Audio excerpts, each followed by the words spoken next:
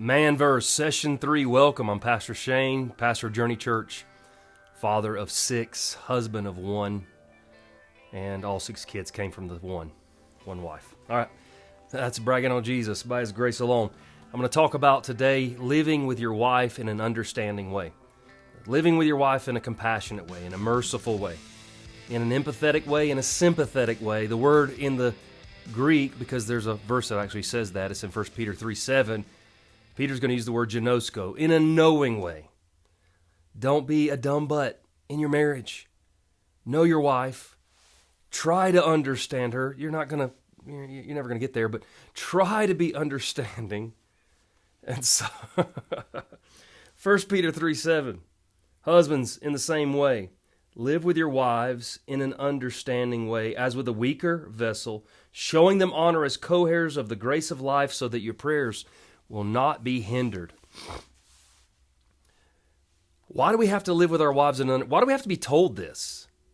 The reason is because men and women, newsflash, are different creatures altogether.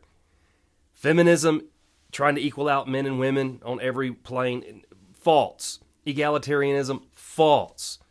These are false doctrines from hell. We are different creatures. I think homosexuality is the easiest relationship to have. 2 men, 2 women, big deal. Man and a woman in the same house, living together as one. Now, God has set us up, hasn't He? He set us up to learn how to agape love, be self-sacrificial. Marriage is not about making you happy. It's about you learning how to be self-sacrificial and be happy in that. Learning how to love, how to do good for the other person, even at a cost to yourself. That's agape love. But we need a verse like this, men, because we're not always on the same page with our wives. Sexually, we're not always on the same page with our wives.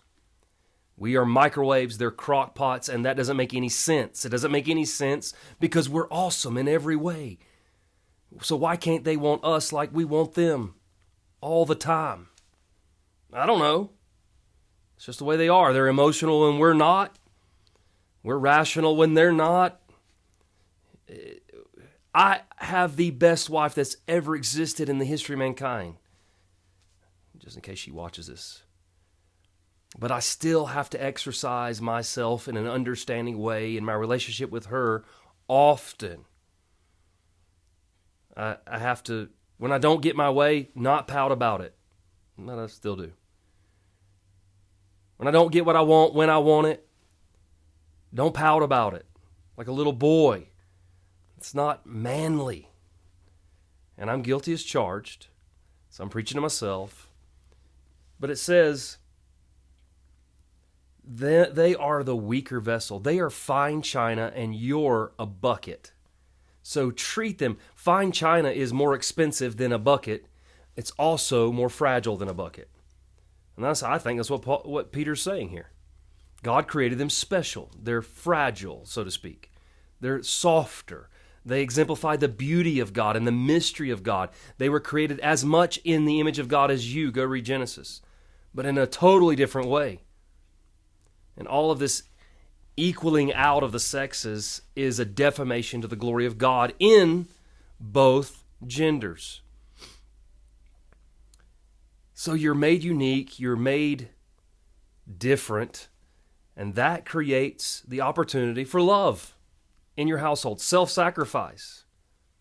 Without it, you're not going to become more like Christ. So Christ has lived with you in an understanding way. He's lived with me in an understanding way. He's lived with this church for 2,000 years in an understanding way. What if Christ treated us like we treat our brides? We'd be damned, wouldn't we? Because our love is fickle. It goes up and down. It's in and out. It's not unconditional. We'll give it. We'll take it. We'll use it. We'll manipulate with it. And Christ doesn't do any of that. So that's why we keep being told. In the same way that Christ loved the bride, loved His church, you love your wife. Do that. And you're going to see a massive change in some things in your household. I promise you that.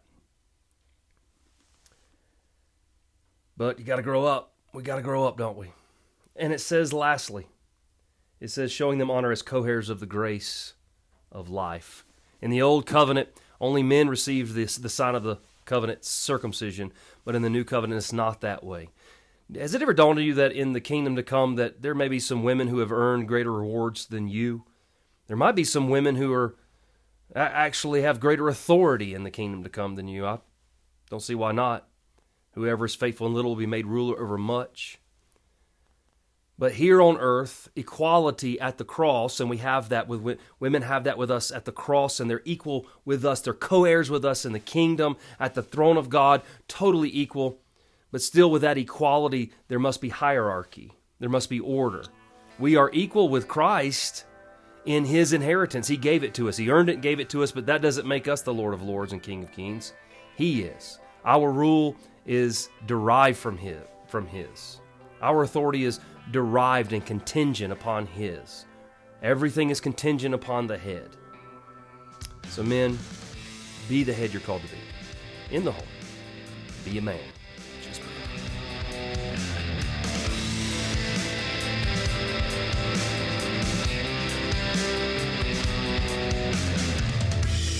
When the fever is rising